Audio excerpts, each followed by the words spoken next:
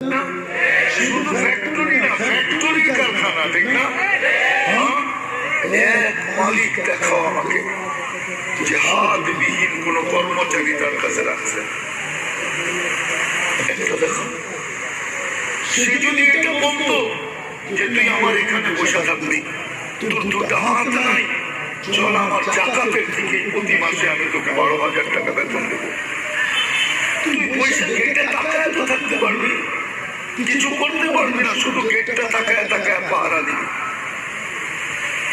অপরিচিত কেউ আসলে একটা চিৎকার দিবি।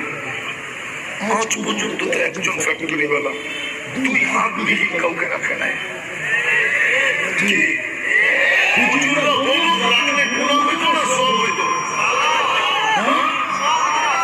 রাখে তো নাই। যুবক করে 2টা হাত দিছে কর্ম করার জন্য কে?